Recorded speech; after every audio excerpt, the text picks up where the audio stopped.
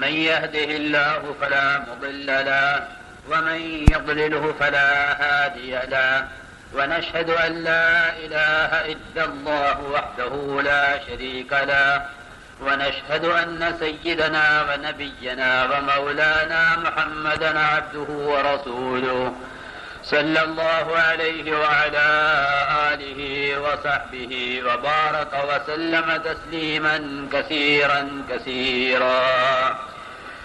أما بعد فأعوذ بالله من الشيطان الرجيم. بسم الله الرحمن الرحيم. ولتكن منكم أمة يدعون إلى الخير ويأمرون بالمعروف وينهون عن المنكر وأولئك هم المفلحون. وقال الله سبحانه وتعالى والعصر إن الإنسان لفي خسر إلا الذين آمنوا وعملوا الصالحات وتواصوا بالحق وتواصوا بالصبر. وقال الله سبحانه وتعالى إنما يعمر مساجد الله من آمن بالله واليوم الآخر وأقام الصلاة وآتى الزكاة ولم يخش إلا الله فعسى أولئك أن يكونوا من المهتدين. وقال عليه الصلاة والسلام المؤمنون هينون لينون كالجمل الآنف إن قيد انقاد وإن أنيخ على صخرة استناخا. وقال عليه الصلاة والسلام من أمر بالمعروف ونهى عن المنكر فهو خليفة الله في أرضه وخليفة كتابه وخليفة رسوله أو كما قال عليه الصلاة والسلام. میرے بزرگوں دوستو عزیزو، اس وقت کی یہ مجلس بہت اہم مجلس ہے. یہ مجمع کی چرت پھرت اس مجلس کے دوران تو بالکل مناسب نہیں ہے، کیونکہ اس مجلس کا مقصد اصل کام کو سمجھنا ہے. اگر مجمع کام سمجھ کر نہ گیا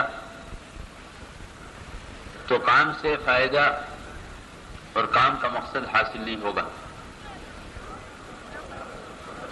اس لیے اس مجلس کو انتہائی یکسوئی کے ساتھ دھیان توجہ کے ساتھ سننا ہے. اس میں چلنے پھرنے والوں کو خود پکڑ کے بٹھا دو تاکہ ہمارا وقت وہ ایک اہم کام سے کام میں جو ہے استعمال ہو جائے، ضائع نہ ہو. اس مجلس میں کام سمجھنا ہے، اس لیے پوری مجلس میں پوری طرح بات کی طرف ہماری طرف متوجہ رہنا. آپ حضرات کا ادھر ادھر دیکھنا، اس کا ہمیں اندازہ ہو جاتا ہے پورا کہ ہمارا مجمع، ہمارے مجمع کے اندر طلب کی کمی ہے. اور میرے دوستوں بزرگوں، کوئی چیز اگر ملنی ہے تو وہ طلب پر ملنی ہے. اللہ کی ذات بھی مستغنی ہے، اللہ کا دین بھی مستغنی ہے، تو کسی کی ذات پر موقوف نہیں ہے کہ کوئی کرے گا تو ہوگا. اس لیے آپ حضرات جتنی توجہ کے ساتھ، دھیان کے ساتھ، عظمت کے ساتھ بات کو لیں گے کہ امید ہے اور بلکہ یقینی بات ہے کہ دعوت تو ہدایت کا یقینی سبب ہے. دعوت ہدایت کا یقینی سبب ہے. اس لیے بات کو پوری توجہ کے ساتھ اپنے اندر اتارنے کے لیے سننا ہے، اپنے اندر اتارنے کے لیے دوسروں کو پہنچانا ہے. میرے محترم دوستوں بزرگوں عزیزوں، اگر اس کام کے مقصد کو سمجھ کر چلے تب تو اس کام پر استقامت ہوگی، اور اگر ہم نے کام کے مقصد کو نہ سمجھا تو پھر اس کام میں نقل و حرکت تو ہوگی، کیونکہ نقل و حرکت کا مزاج بنا ہوا ہے. لوگوں کا آنا جانا نکلنا سے روزہ سے لے کر سال سال تک کے لیے لوگ نکل رہے ہیں کہ نکلنا تو ہے، لیکن اگر نکلنے کے مقصد کی خبر نہیں ہے تو پھر اس نکلنے سے پورا فائدہ حاصل نہیں ہوگا. کہ اس نقل و حرکت کا پورا فائدہ جب حاصل ہوگا جب ہم اللہ کے راستے کی نقل و حرکت کے مقصد کو سمجھیں کہ اللہ کے راستے کی نقل و حرکت کا مقصد اپنے اندر اللہ کی اطاعت پیدا کرنا، اپنے زندگی میں پورا دین لانا، یہ اصل نقل و حرکت کا مقصد ہے کہ ہم پورے دین کی دعوت پر آویں، ہم کامل یقین کی دعوت پر آویں، کیونکہ دعوت کا خاصہ ہے یقین کا پیدا کرنا، دعوت کا خاصہ ہے یقین کا پیدا کرنا۔ جس چیز کو اپنے اندر پیدا کرنا چاہتے ہو اس کی دعوت دوسروں کو دو۔ ایسا نہ ہو کہ کام کرتے کرتے اندر یہ خیال پیدا ہونے لگے کہ ہم بن گئے اب دوسروں کی اصلاح کے لیے نکل رہے ہیں،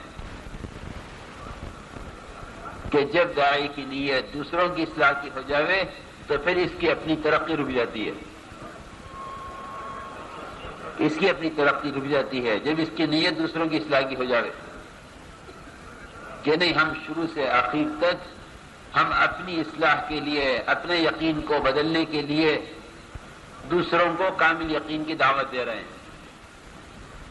اصل مقصد اپنی ذات کی اصلاح ہے، اس محنت سے اصل اپنی ذات کی اصلاح ہے، اپنے یقینوں کو بدلنے کے لیے دوسروں کو کامل یقین کی دعوت دینا۔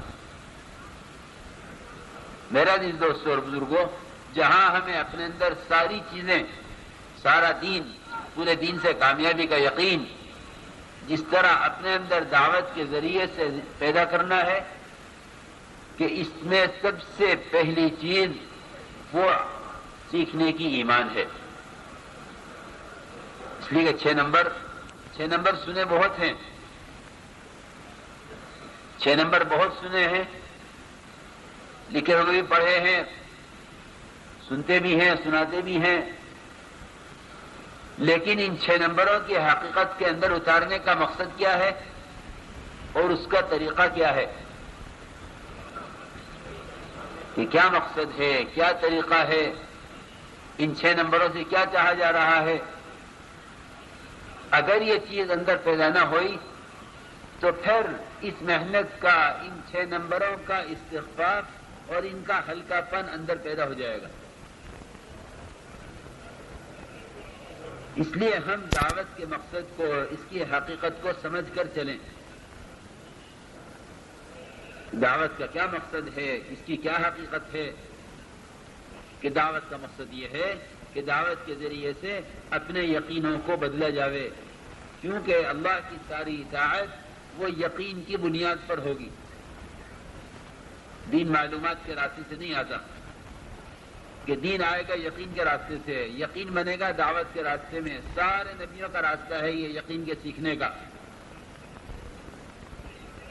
میں نے کل بھی عرض کیا تھا کہ اصل اس محنت کا بنیادی مقصد اپنے یقین کی تبدیلی ہے۔ ہمارے اللہ کے راستے میں نکلنے کا مقصد یقین کا سیکھنا ہے۔ تمام نبیوں کی مشترکہ پہلی محنت اور 6 نمبروں کا پہلا نمبر یقین کا سیکھنا،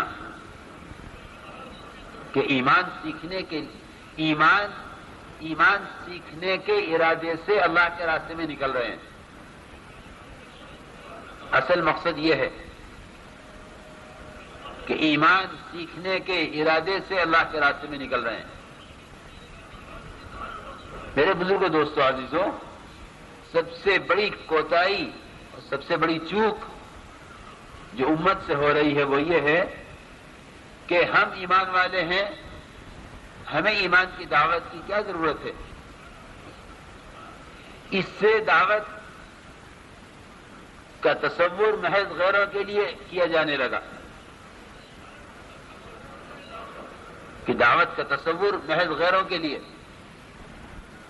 حالانکہ ایمان والے ایمان کی دعوت کے، ایمان والے ایمان کی حقیقت کے حاصل کرنے کے زیادہ محتاج ہیں، کیونکہ ایمان کے جتنے تقاضے ہیں، کہ ایمان کا تقاضا نماز ہے، ایمان کا تقاضا علم ہے، ایمان کا تقاضا ذکر ہے، ایمان کا تقاضا حقوق کا ادا کرنا ہے، ایمان کا تقاضا اعمال کے اندر اخلاص کا ہونا ہے، ایمان کا تقاضا پورے عالم میں دین کی محنت کا زندہ کرنا ہے، دین کو وجود میں لانا ہے. یہ سارے تقاضے ایمان کے خود ایمان والوں سے ہیں. یہ ایمان کے سارے تقاضے خود ایمان والوں سے ہیں. ایمان والے ایمان کے تقاضوں کو ایمان کی حقیقت کے بغیر پورا نہیں کر سکتے، کیونکہ حدیثوں میں ایمان کی علامتیں بیان کی گئی ہیں. میں شروع میں ایک بات عرض کر دوں کیونکہ مجمع ابھی متوجہ ہے. مولانا صاحب رحمۃ اللہ علیہ نے 6 نمبروں پر حدیثیں جمع فرمائی ہیں منتخب حدیث کے نام سے. جو اہمیت دعوت اور تبلیغ میں 6 نمبروں کی ہے، کیونکہ دعوت اور تبلیغ میں 6 نمبر یہ بالکل بنیاد ہے کام کی، کہ جو حیثیت 6 نمبروں کی ہے دعوت اور تبلیغ میں، بے عینی ہی وہ حیثیت دعوت اور تبلیغ میں ان احادیث کی ہے جو احادیث حضرت مولانا صاحب رحمۃ اللہ علیہ نے 6 نمبروں پر جمع فرمائی ہیں.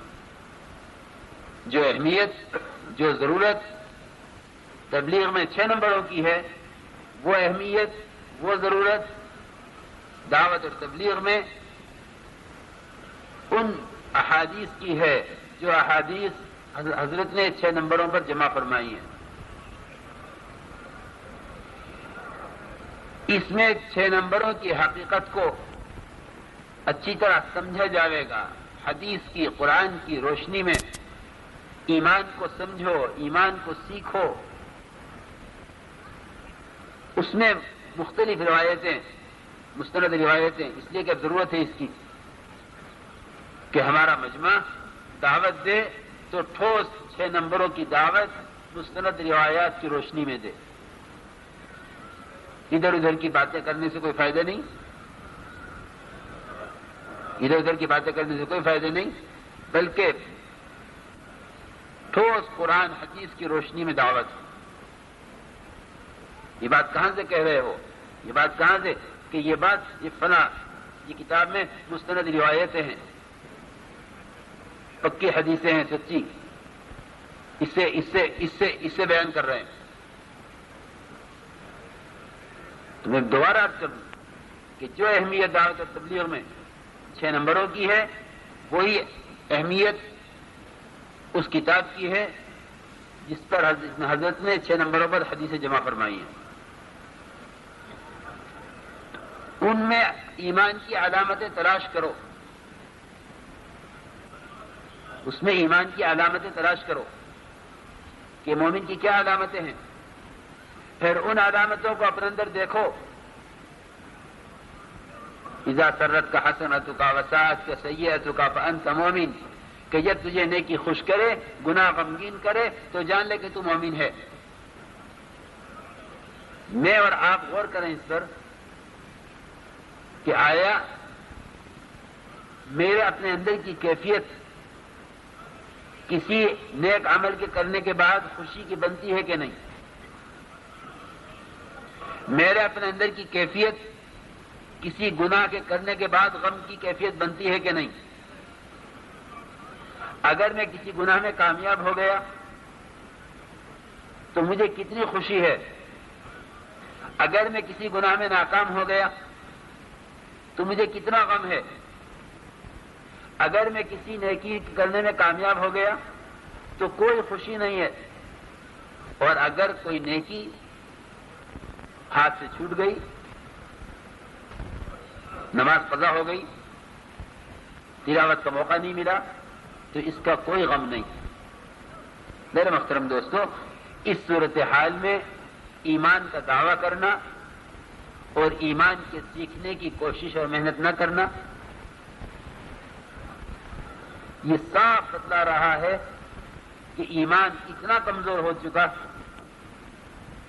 کہ ایمان کی لائن کا کوئی عمل ہو جائے تو کوئی خوشی نہیں، اور نفاق کی لائن کی علامتیں، نفاق والی عادتیں، جھوٹ، خیانت، وعدہ خلافی، یہ ہمارے اندر پیدا ہوں، ان علامتوں کے ہوتے ہوئے ایمان کا دعویٰ اور ان خرابیوں کے اندر ہونے میں کسی